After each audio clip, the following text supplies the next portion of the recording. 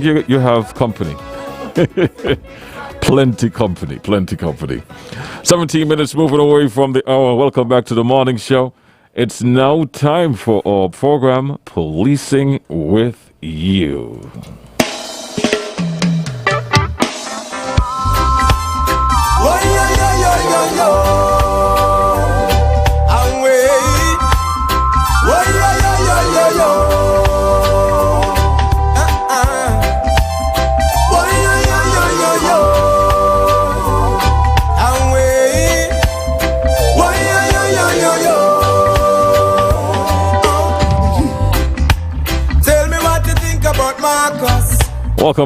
Welcome back. Let me say good morning to our guests this morning, or should I say, well, let me rephrase that, because both of them have been in the hot seat of being moderators. So let me say good morning to our inspectors in the studio with me this morning. I make sure I get the rank correctly. Inspectors? Superintendent Francis. Superintendent? Yes. Superintendent Francis and Superintendent Greer. Sorry. And Inspector Greer. And Inspector Greer, yes. I know you was Inspector on one side and the other. I got it all mixed up. So I apologize, gentlemen, for getting the rank incorrect. So Inspector Greer, welcome back to our studio as usual. Yes, it's always good to be here, back on the show. And I would just like to say good morning to all the listening audience out there in Radio Land. And I'm back. and good morning to Superintendent Francis. Yes, pleasant good morning, GQ. Good morning to those out there in the listening and viewing audience. All right. Now, I know you're both aware that we have to be breaking away from our programming to join the National Assembly for this morning, but hopefully we'll wrap up in time before that. So what's on the agenda for today, sir? Okay. GQ, good morning again. Good morning to everyone. The topic for today is surrounding securing one's house and securing the vehicle. Because from time to time, the police have realized that all the persons have been taking their security serious. We still see reports coming into the police which indicate that it is important to even mention it continuously, that it is important to secure your house and secure your vehicle and your property, because there's a few reports that we've seen come to the police that we can see it's a crime of opportunity and it could have been prevented if an individual only took their personal security serious. So today I have in the studio with me Inspector Greer, officer in charge of several units in the Crime Directorate. That will be CID, Criminal Investigation Department in Division A, Criminal Investigation Department in Division B, the Local Intelligence Office, Cybercrime Unit, and the Criminal Record Office. So I welcome Inspector Greer to the program today. Thank you. Yes, we're going to jump straight into the question and answer segment because, you have an engagement, as you indicate, at 10. Yeah, Inspector Greer, I will start the questions in this way. Can you describe for our viewers and listeners what larceny, robbery, burglary, and break-in is? Yes, sir. Looking at the question, is a fully loaded question, and but all of these offenses you just outlined fall under the Larceny Act, which is the Larceny Act, Chapter 4.16. And what the Act is saying that larceny is where a person steals without the consent of the owner, fraudulently, and without a claim of right made in good faith, takes or carries away anything capable of being stolen with intent at the time of such taking, permanently to deprive the owner thereof. Basically, what he's saying that lastly means stealing. A, put down his phone. B, takes up this phone and takes it away to deprive him permanently of the phone. Right. B doesn't have the intention of bringing back the phone. Again, when we look at the Larceny Act, he also speaks to robbery. And this is found in Section 31. And it states, 31, subsection B states, a person who, A, being armed with an offensive weapon or instrument, that means they may have a gun, a baseball bat, a cricket bat, or being together with one other person or more, robs or assaults with intent to rob a person, or B, rob any person and at the time or immediately before or immediately after such robbery using personal violence to that person. And what the act is simply saying that this person have committed a felony, and on conviction of such felony is liable to imprisonment of hard labor for a term not exceeding 20 years. And then he also speaks to subsection 2 and subsection 3 of the same act, which is the Larceny Act. And subsection 2 is saying that a person who robs any person commits a felony, and on conviction is liable to hard labor not exceeding a term 10 years. And subsection 3 is saying when the person who assault that person during the robbery or with intent to rob that person, and why he's saying that the conviction is liable to imprisonment to hard labor not a term exceeding 7 years. Now, this brings us to burglary. And under the Act, when we look at section 37A, it speaks to where a person who, in the night, and I want us to make note of that, in the night, breaks and enters the dwelling house of another with intent to commit a felony, or B, breaks out of that house, having commit a felony in the house. And he also speaks about that person. He speaks to that person who commits a felony of burglary and on conviction is liable to imprisonment with hard labor for a term not exceeding 20 years. And the reason why I want persons out there in the general public to understand that when I mention in the night, because according to the Larceny Act, it speaks about night, and it defines nights as the interval between 8 o'clock in the evening and 8 o'clock and 5 o'clock the succeeding day. Anything outside of that will not be burglary. It will be one of the other breaking offenses. And this brings us to the last part, or the latter part of the question that talks about the other breaking offenses. And what the Act is saying, that the Act speaks to an offense called housebreaking with intent to commit a felony. And it states that a person who, with intent to commit a felony therein, A, enters any dwelling house in the night, or breaks and enters any dwelling house, place of divine worship, or warehouse, counting house, and it continues, in a number of buildings such as office, store, garage, pavilion, factory, and any other building. But what the Act is saying that person commits a felony, and on conviction is liable to imprisonment with hard labor for a term not exceeding 5 years. And that brings us to housebreaking and larceny. But before going to housebreaking and larceny, I just want to add that person, when they break in to commit that felony with the intent, most of the time is like they are interrupted. For example, A break into B house, and B wake up, and B shout, "Who die in my house?" And A ran out. A was interrupted, and that is why the Act speaks to it, that they break in with intent to commit the felony. Okay. And now housebreaking and larceny which is found in section 28 of the same Act, which is the Larceny Act, it speaks to one who breaks and enters the dwelling house or any building within the curtilage thereof and occupies therewith or any schoolhouse, shop, warehouse, counting house, and it continues with the other buildings which I mentioned earlier.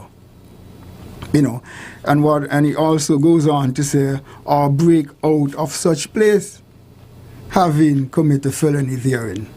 And the act speaks to that person have committed felony and on conviction is liable to imprisonment with hard labor for a term not exceeding 10 years. And this brings us down to the last offense which the act speaks to, breaking offense, that is, which is sacrilege. You know, and he says that a person who A, breaks and enter any place of divine worship, commit a felony in that place, or B, breaks out of any place of divine worship, having commit a felony in that place. And what the act is saying, that person commit a felony called sacrilege, and on conviction is liable to imprisonment with hard labor for a term not exceeding 7 years. However, I just want the general public to note that a church who decide to have a week of service at some place and they set up a tent and somebody break into that tent and steal something, that is not sacrilege, because it's not a place of divine worship. Even though the purpose was for worship. Right. Okay. Correct. Okay. And some people who may have church in the home, in the house, if somebody breaks into the home and steal instruments or anything belonging to whatever service they're having, you know, that is not sacrilege. Okay. Okay, it must be a place of divine worship. Yes. Sir? Yes. Okay, thank you very much, Inspector Guio, for such an in-depth explanation with reference to the question that was put forward. Last week, Sergeant Thompson from the local intelligence office, which you are in charge of, was on this program speaking about how the police collects data and uses that data for predictive policing in particular. Can you indicate for the viewers and listening public what this data is showing us about these particular crimes? Okay.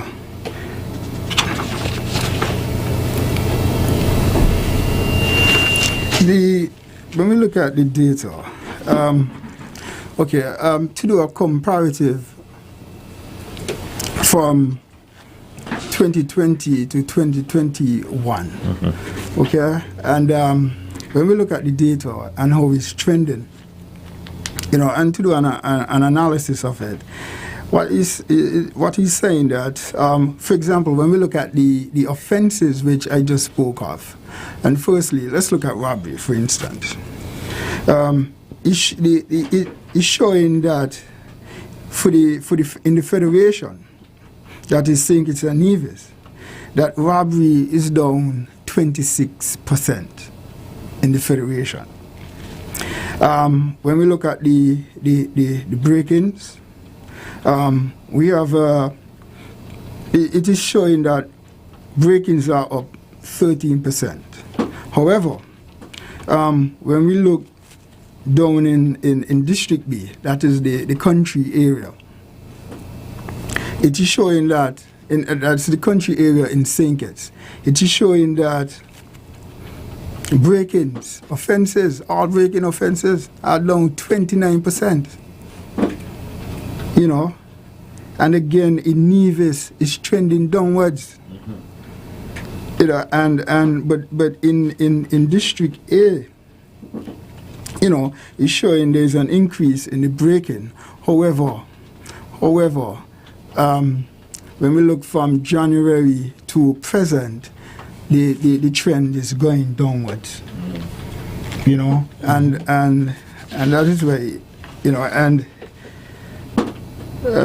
I think it's a good thing, and it's because of the programs we have in place, you know, the joint operations, you know, putting persons out there to gather intelligence so that we can extract use that intelligence in our planning. Well, I'm glad you said that. That would bring me to my last question before we take a little break and then come back for question and answers from the audience. Now, CAD, which you're in charge of, has had some successes with their investigation in such matters. Can you tell us about the successes, just like what you were just indicating? Yes. And as I talk about planning, and this helps us to plan, strategize, and execute these plans in order to be successful. As I just indicated about the crime stats with the break-in, and when we look at the solvability rates in terms of the break-ins, what I realized that in January it was about 22%, the solvability rates in break-in, and it's now up to 52%. And I just want to highlight something, that the international rate is 33%. Wow. Yes, and that is why I'm happy to report to the general public that the break-ins is trending downwards as we speak. And at this juncture, I would just like to thank the men and women at the Criminal Investigation Department, the men and women at the LIO, which is the Local Intelligence Department, and also the crime scene, and the cybercrime unit, which is a very integral part of the whole process, and all the other units within the Royal St. Christopher and Nevis Police Force. Yes, we wanna do thank units like Special Services Unit, Anti-Gang Unit for assisting with these operations. But recently, with reference to some of the successes, there was about 3 break-ins, 4 break-ins reported that came in from the Figure Bay Division.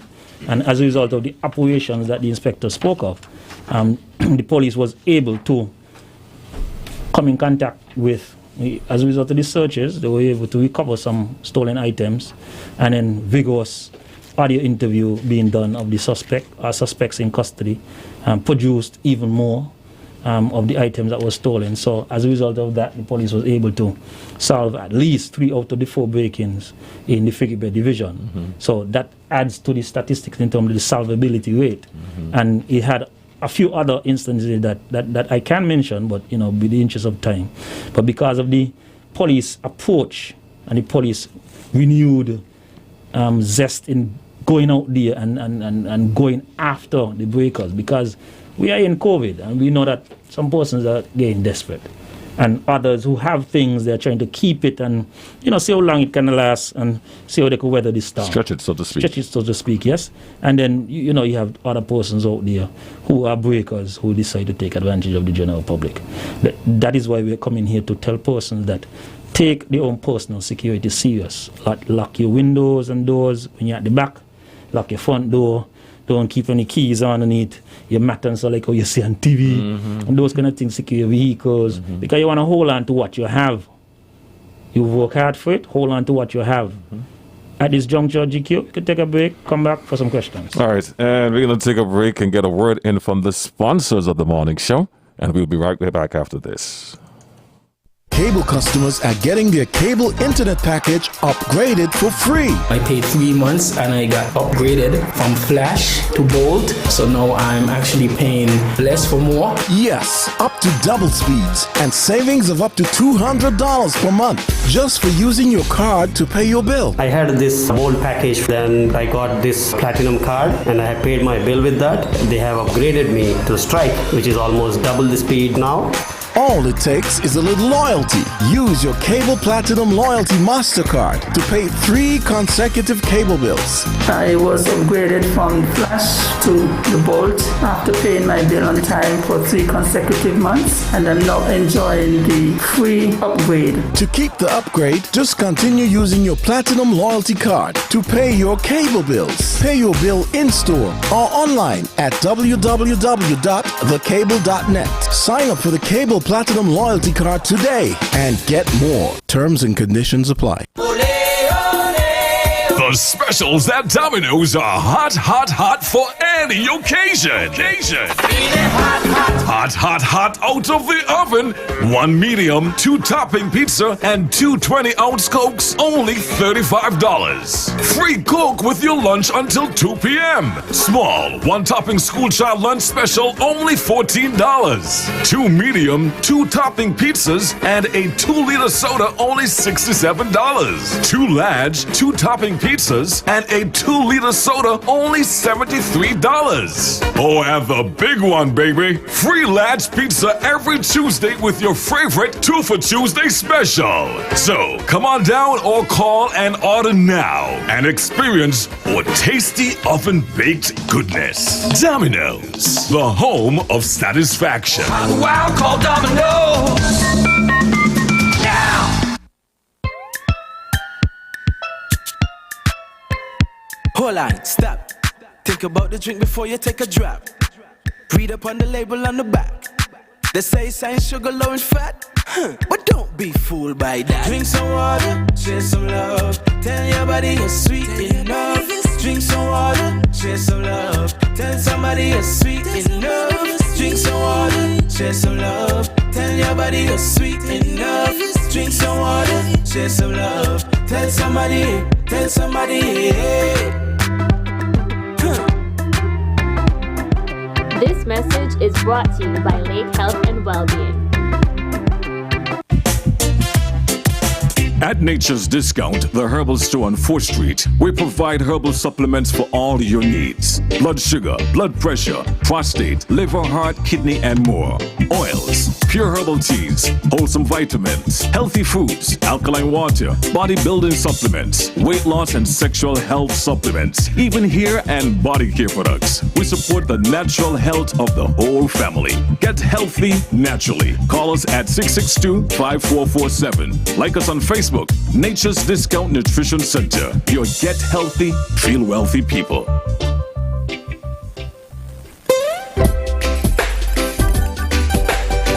Welcome to Bastia Art Gallery and Restaurant, located at North Independence Square Street in the heart of Old Bastia. We are open for breakfast, lunch, and dinner. The fresh food and friendly faces will make you feel like a star that you deserve to be. Our chef, with over 20 years of experience in fine dining European restaurants, will surprise you with the best of culinary delights from old Europe. And our multi-talented local chef will treat you with the classics of St. Kitts and the Caribbean. Special prices for groups are available. Come and enjoy the best of Kittitian and European cuisine in one place. For your reservation, call us at 661-6877. Rain or shine, it's time to dine.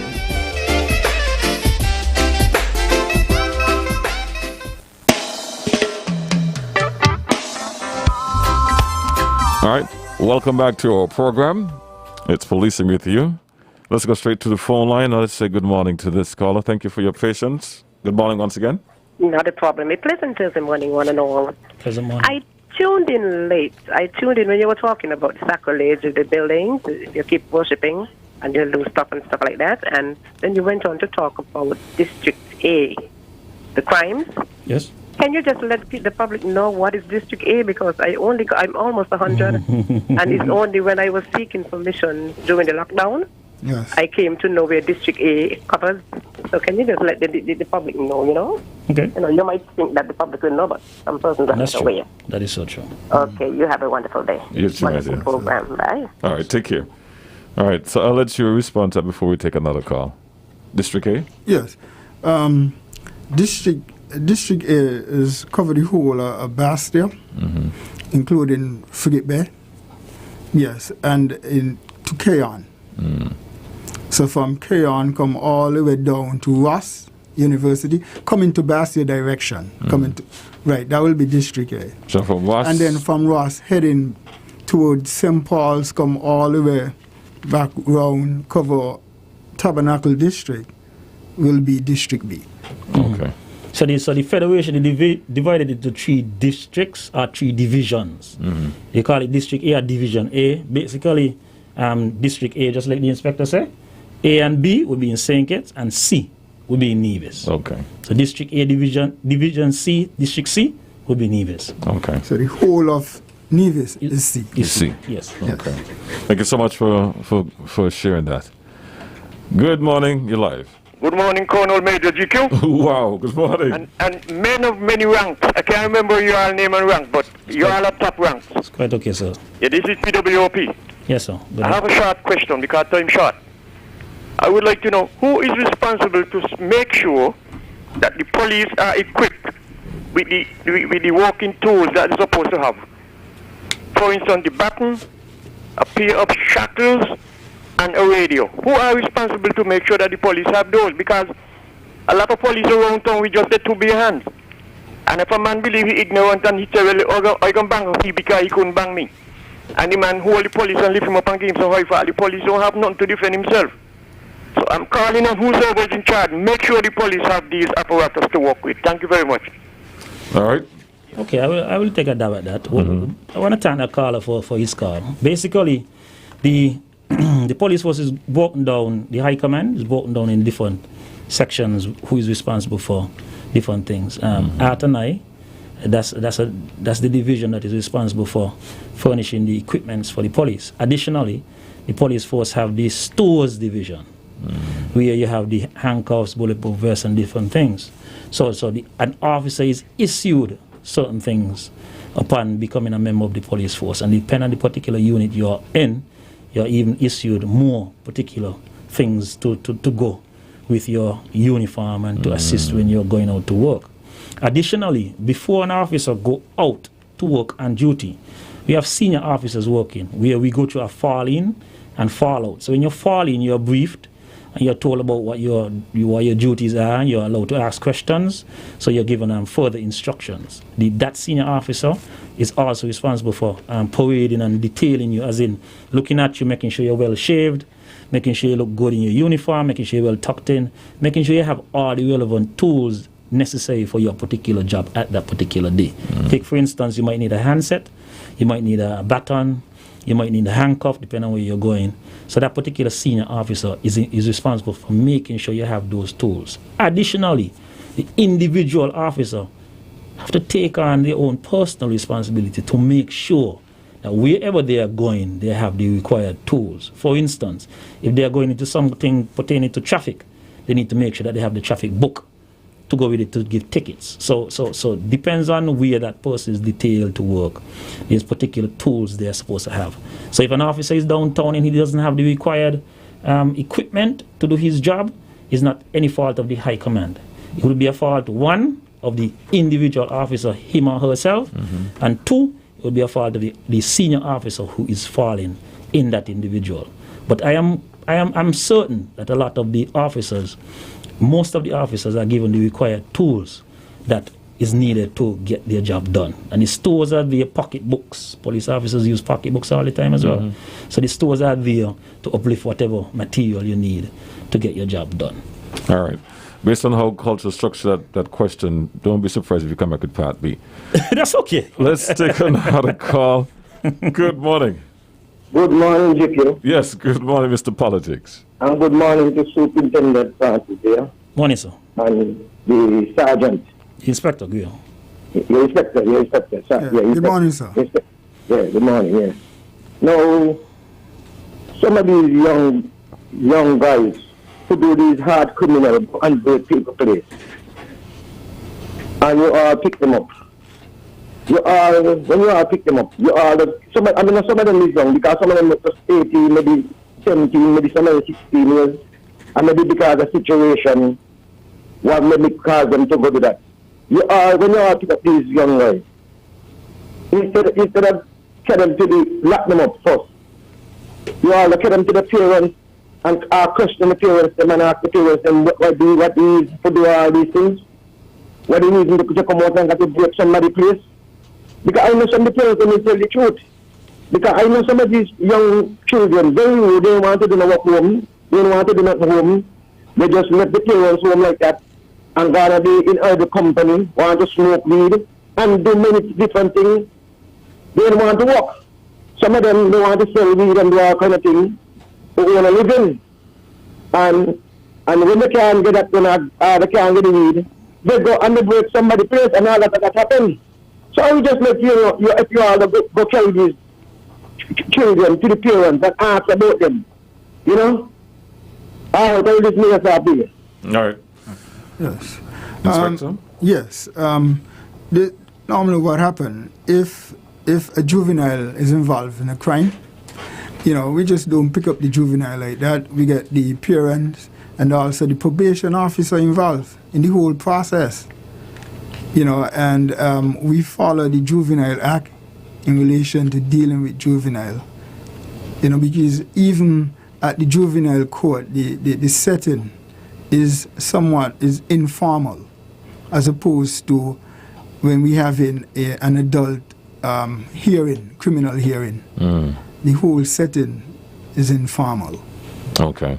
Yeah. Okay, to support the inspector a little bit more. If an adult, you're 18 years and over, you don't go to your parents. You understand? You're 18 years and older, you're an adult. You can vote, you can get married on your own, you can do whatever you want. You know what I mean? But if you infringe the law, you're not obligated to go to your parents. Depending on the offense, you might get parents and loved ones involved, but we're not obligated to go to your parents. Juveniles, we're obligated to.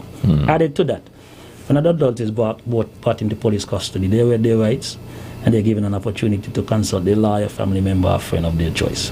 So being an adult, you would give that opportunity, and when you get your phone call, you can communicate with whoever you choose to. You might not want to communicate with your family in terms of your mother or your father. You might want to call a friend. You might not even want to call any one of them. You might want to call your lawyer. Or you might just want to call no one and say, look, I want to deal with this on my own. So there's no obligation on the part of the police to communicate with any mother or father unless you're under the age of 18. However, I do understand the question. And the situation is that the reality on the ground is that parents have reached to the point where you have a different level of parenting these days, and sometimes the parents bring their even 11-year-old, 8-year-old, and 5-year-old and say, officer, I can't go with him. Officer, I can't go with him, I can't go with her. So the police have to play a lot of roles and have a lot of different hats on, where we have to then get involved with the youth and community department and social welfare department to assist us in those kind of ventures. That's why we have separate departments in the police force to deal with different aspects and variations of crimes that come to our attention. So we try our best to assist the general public. Before we continue, Inspector Greer, maybe not this program, but another program, because I realize from time to time, whenever there's a discussion about breaking in, automatically people think it's young people. And I know you have the statistics on that to prove otherwise. So I'll hope that you'll come back with that information so we can share. Let's go back to the phone line. Let's take this phone call. Good morning, you're live. Yes, good morning. How are you? Hey, I'm doing good, man. I got a little concern. I like what culture start with, because I got some problem with that too. You call the police force, right? The police department or whoever. They come, because you got a problem. They come. Not one of them got like a book, a pen, nothing to say, well, okay, you take a statement. You talk to them concerning it, they say you're rude. You know? So when you look now, you try to give information. A month after you ask them things, they say, oh, they ain't gonna record. But they walk in the book. So what the person is supposed to do when two police come or whoever come, without a book, what we should do? And so in that. I listen now here. Thank you. Okay. They should have a pocketbook, and because it's a small book which the officer is supposed to be carrying on and off duty, and you could always report them to the senior officer. For example, if suppose a report is made at the Kayan police station or the St. Paul's police station or the Gateway police station, and the officer responds to the report, and he comes to your home or wherever you're at, the location of the crime, and you realize that he or she doesn't have a book or making proper notes, you could always go back to to the station which the report was made to and speak to the corporal or the sergeant or the inspector, concerning it.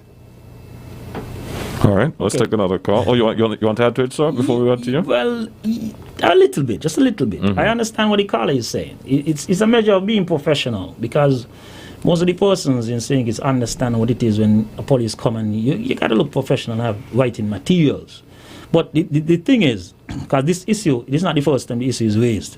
It was raised here and it was raised in other forums. Mm-hmm. But the response that I received in some regards is that because we move into a paperless environment, some of the officers and some of the supervisors allow the officers to take notes via electronic means to send back the information, because we have the crime management system which is electronic.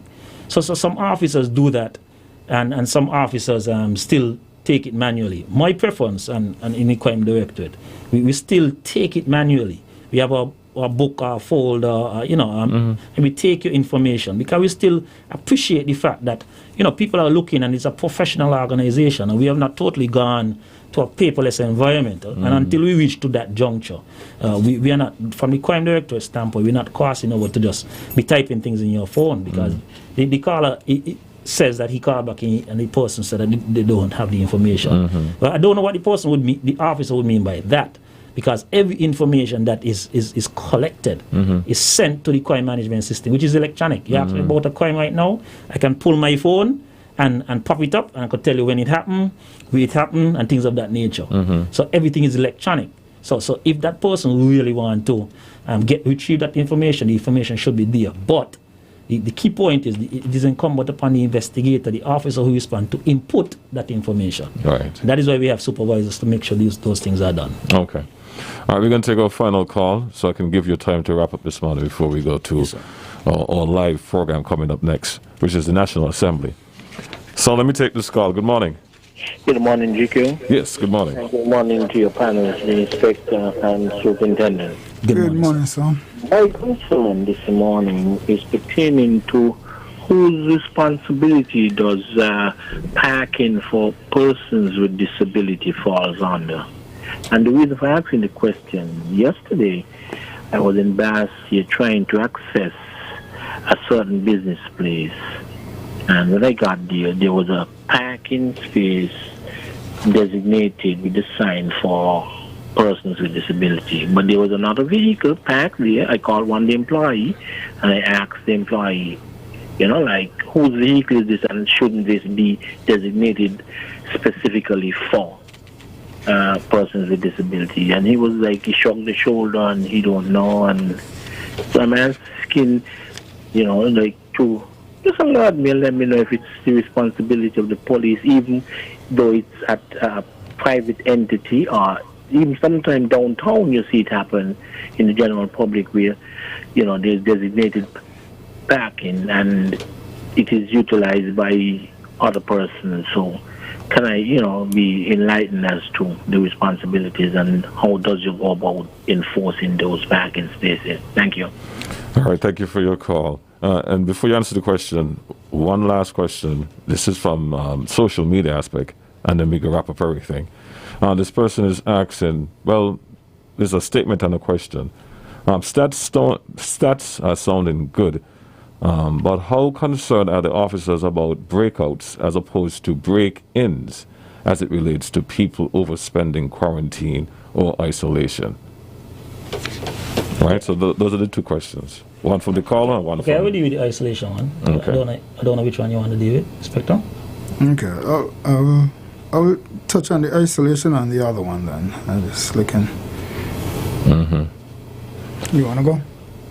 Okay, let me touch on the last one first, right? With reference to the isolation and breaking out, every case that comes to the attention of the police is investigated. I would like the individual to know that every case comes to the attention of the police is investigated. In fact, we've conducted several arrests, and persons have been put before the court, and they have been convicted and sent and charged fines. So there's no case that comes to the police attention that is gone uninvestigated. In fact, the point man, Superintendent Henry, often communicate with Inspector Guio to designate, whenever anything like that arises from whoever makes that report, he ensures that certain things are in place, and once an offense has been committed, he would reach out to the investigative department and we would assign a detective to investigate that matter. Just, I think it's 2 days ago, an individual time was up at the OTI. He had broken out and he was at another facility, and then he had broken out, and then they took him from, when they got him, the police captured him, he was sent into OTI, which is much more secure, and we had the one there waiting, because we had already launched the investigation, collected all the statements necessary, and we had the one there waiting for whenever he got a negative PCR test, which was about 2 days ago, and we went for him, took him into custody, and formally arrested and charged him. So that is just a case. That's the recent case that took place. So all the cases. So the police is taking these matters very seriously. The government have put certain things in place, and we're expecting the general public to adhere to their responsibility, because we want to keep down this spread, and that's the whole ultimate goal. Mm-hmm. So everything is being investigated. So in other words, to wrap up everything, yes, if there's a case that this person is aware of, he should report it to you. Indeed. Correct. Yeah. Indeed. Make the report and we will launch an investigation. And once the evidence showed that a crime has been committed, the police will cause an arrest to take place and put it before the court so the magistrate can make a decision. All right. Inspector Guio, you deal with the call? Oh, yeah. And just to add, on the 28th of this month, that we formally arrested and charged a young man, DeAndre Brown of New Road, on a warrant in the first instance, on 3 counts for the offense of quarantine breach, which was committed on the 8th of September and on the 9th of September at the St. Kitts Marriott Hotel. Okay. Thanks for sharing that, sir. Yes. To deal with the other question, once it's in a public space, the police enforce the law as it relates to. Sorry about that. Just checking for to see if they have started already. I apologize. As it relates to the question the gentleman asked, like in when he talk about whereby he went to a private firm, a private company, and somebody parked in a place where somebody disabilities. Right. And so that again is not public. Yes, go ahead. Even though the general public may have access to it, I guess is a private space, and that is why. Let me. The young man might have not. When he called the person who worked in the firm, tell him, probably I don't know what was in the young man's head, so I can't speak on behalf of the young man. But once it's in a public space, yes, the police will enforce the law along with the traffic wardens. Okay. Yes, the commissioner of police, the person who is in charge of the traffic department, will be the one to make a decision where those, we used to call them handicap space, but those persons with disability, those spaces are designated and signed out in town area. Now, if you go into a place like Marriott, which is a private compound, and they have a particular space there designated, the police wouldn't go into Marriott compound to enforce that parking. Marriott security should be the one to enforce that parking. However, within the public space, which the Commissioner of Police is responsible for, the police would be the one who would come and give you a ticket if you're parked there and you're shown to not have anybody with any disability. Because we're in St. Kitts, and persons take that chance. They walk up, but that's a spot, but I mean, driving to look on a spot far from here. Let us dip in. But it's important, I guess the traffic wardens and the traffic department and in general police officers with the ticket books should make it an extra exerted effort to ticket persons who use those spots when they ought not to use the spot, because they're there for a reason. Right. Okay. Yes. I hope that cleared that question for callers and our listeners there via social media. All right. Well, time for us to wrap up the program. Yes, Inspector. We have words. You know, I'm happy to be here this morning. You know, and I would just like to let the general public know that remember that locks and alarm cannot prevent burglary unless they are in use. Okay, because we realize that sometimes we go to break-ins and we realize that the company or the person who have a good camera system, but yet when you check, it's off. Or they have an alarm system and it's off.